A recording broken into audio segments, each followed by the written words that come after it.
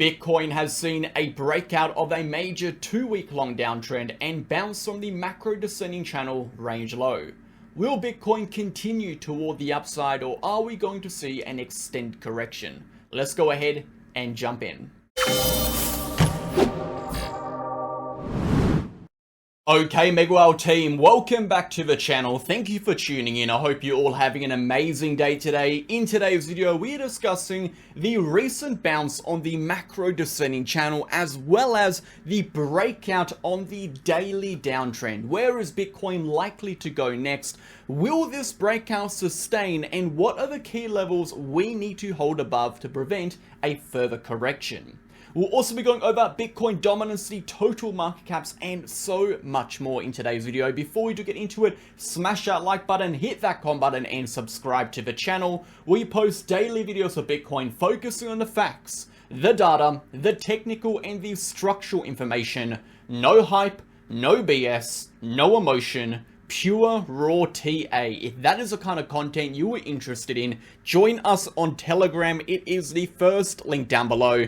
You'll get access to charts, updates, videos, educational posts, news events, and everything you need to stay in the loop for cryptocurrency with Bitcoin and the relevant economic news. And if you are interested in taking your trading to the next level, join us in VIP with over 600 members. This channel has been around for over 3 years. We post trading setups with exact entry prices, exact targets, exact stop losses, trade justification, exclusive analysis, and so much more. You'll also get access to our group chats, our general chat, trading chart, education chat, trade setup, news, help, and daily video chat. If that is what you're interested in, go ahead and contact me in the pinned comment by clicking my name or these links for more information. Again, you can find that information in the pinned comment of the free channel. Let's go ahead, guys, and jump on into the video. So taking a look at Bitcoin, the last 24 hours have been quite bullish.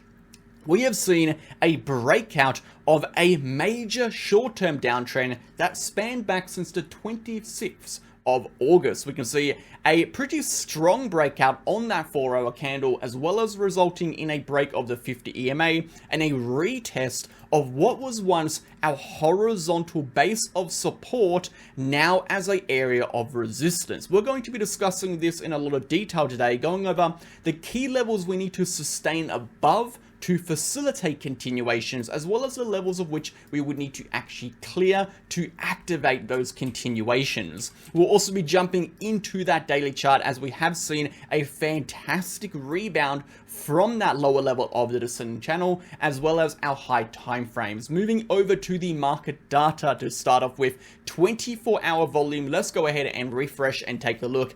24-hour volume at 127 billion, up 57%. 24-hour liquidations up 32% at 129 million.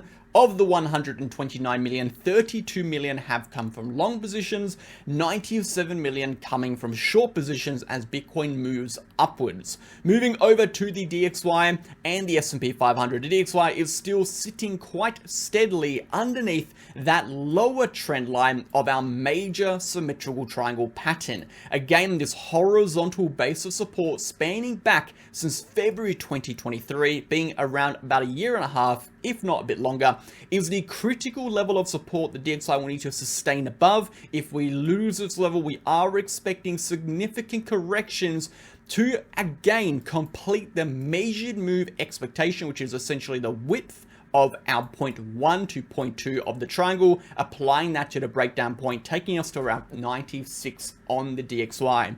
So again, we have some major levels here on the DXY we are watching. While we sustain underneath this uptrend, this yearly uptrend, this is a point of major resistance. And of course, as we move into major economic news, such as interest rate data, inflation data just around the corner, we could see some volatility on the DXY. The key level you need to be paying attention to is if we drop below here, we are going lower. If we break above this uptrend, we are likely going higher. Until then, we are in this indecision zone in the short term, but on a macro scale, we are looking relatively bearish. Looking at the S&P 500, a pretty decent weekly open. Last week was a very red week. We saw a pretty significant pullback around $200. Once more, while we sustain above this local, or should I say this high time frame support, now it's about an 8-month long support at around 53,000, 5.3, so 5,300, we are expecting macro continuations upward into the $6,000 region.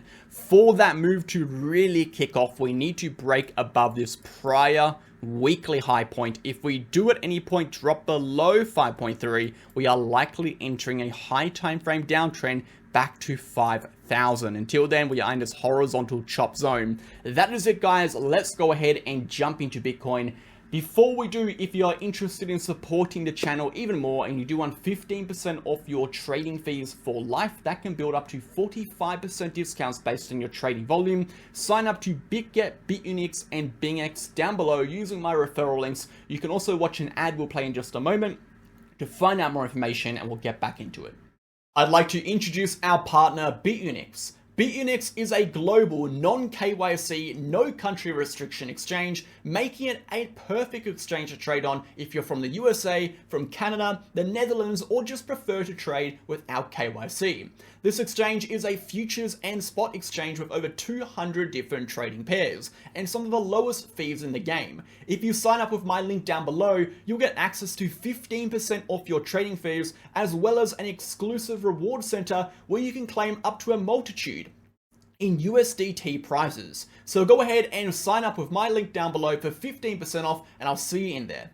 Okay guys, let's go ahead and get stuck into it. We're going to start off on one particular chart on the macro, and that is going to be our 2-week chart for Bitcoin. And the reason we're taking a look at this 2-week chart is because there is a particular horizontal level and technical level I want to discuss first and foremost, and this is going to be the level of which absolutely is going to represent the base of support for our current structure, but more importantly, represents a trigger point when, if broken, will be the confirmation that we enter a macro downtrend.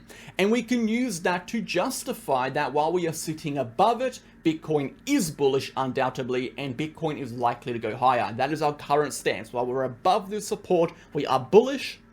If we drop below this support, we are in a whole lot of trouble. And this support level is none other than the major level of support at 49,000 to 46,800. Actually, in fact, you can see this level of support represented by this horizontal box we have drawn out. And we did actually come down to retest this level a couple weeks ago. Now, the reason this level is so significant is because it is a representation of a yearly level of prior resistance, but also it is going to line up with our Ichimoku Cloud baseline, our 2-week baseline. And what we can see historically is that while we are above the baseline, we are in a macro uptrend. While we are below the baseline, we are in a macro downtrend. Now, this isn't a 100% hit rate. There are instances such as our 2021 scenario where we did drop below the baseline. We still saw a significant pullback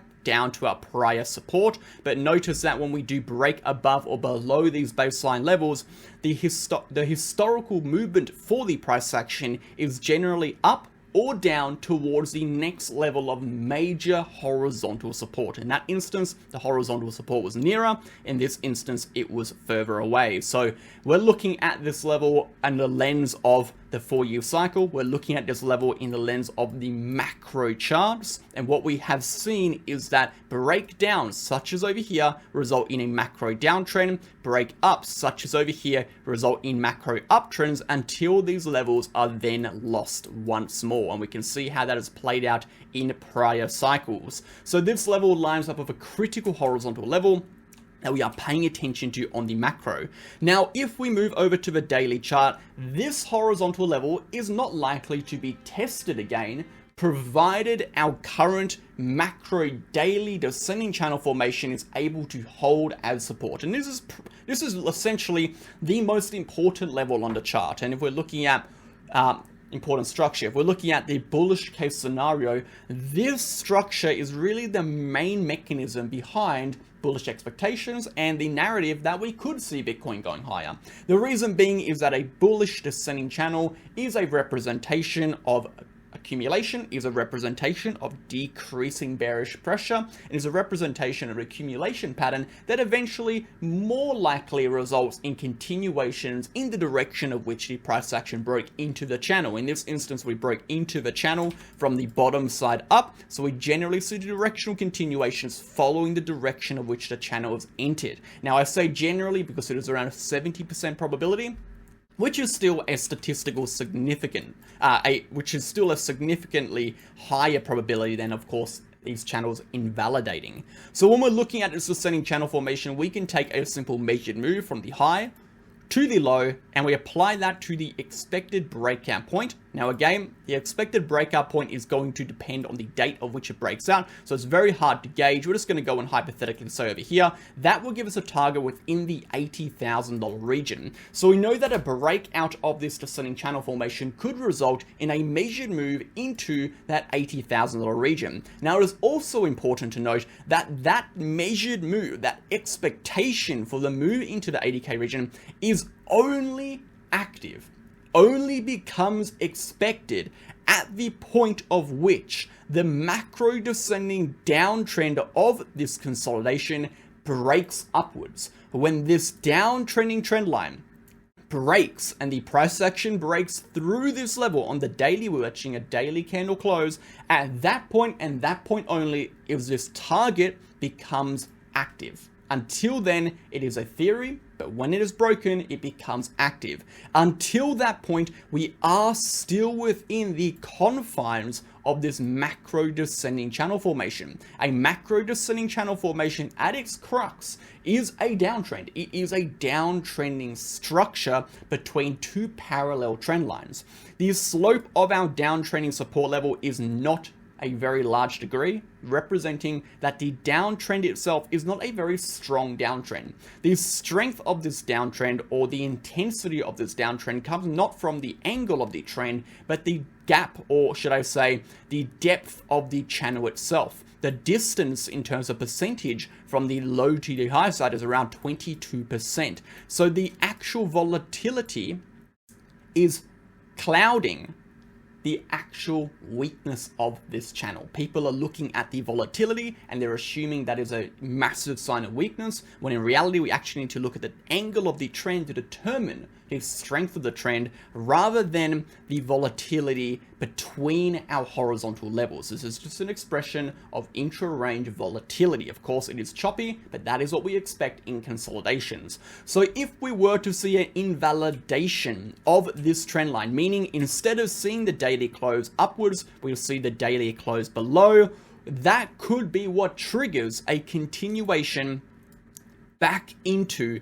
and potentially a loss of that horizontal level and the 2-week baseline. That is a story for another day. If it does happen, do know that that will be particularly concerning, but as of right now, while we do sustain above this trend line, no matter how many times we come back and retest that trend line, provided that trend line is able to sustain, the structure in which we are developing remains intact. Remember, a structure is not a structure simply because it is a structure. A structure develops based on the buying and selling behaviors of market participants over a period of time of price action, and that behavior is a reflection, or is reflected as these structural formations that develop, which can paint stories and narratives of which how the price action is developing. In this instance, we know that descending channel formations are downtrends.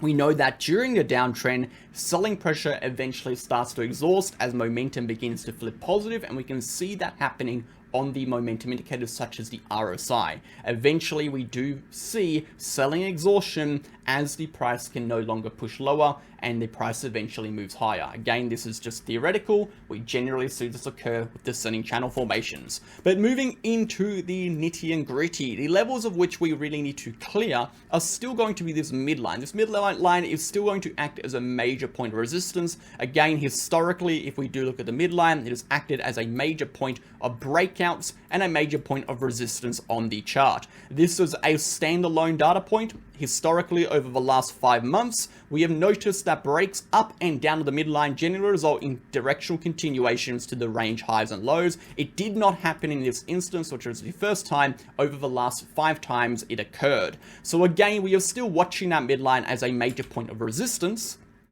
But because of this instance, we are no longer applying the same level of significance to it. If we move over to the short term, this is where it becomes really important. What we saw, of course, was a slight bullish divergence. We saw decreasing price, rising momentum. This is an indication that although the price did drop pretty steep over here, we were seeing selling exhaustion, and we were seeing buyers step into the price action at that base of support. Pair that with the downtrend, we did see a bounce which eventually resulted in a breakthrough of this downtrend, and we also saw with that breakout a break of that 4-hour RSI trend line, representing that momentum flip positive. If we actually take a look at when that occurred, we can show you momentum broke of the trend line while the price action was over here. So we can see how momentum can be used as a leading indicator, for price action. Sometimes price follows momentum. Eventually, we did see that price action break toward the upside. Currently, the price action is rejecting from our prior base of support. This is now an area of resistance. So we've completed a support, now resistance flip. For Bitcoin to continue higher, we are of course going to need to break through this level of resistance. But this is where it becomes important. We need to break this resistance prior to breaking back below our base of support at 55,700 to 56,000. This level right over here is going to be our current horizontal support on the short term. We need to break above here, which is 58,000, prior to losing 55.5.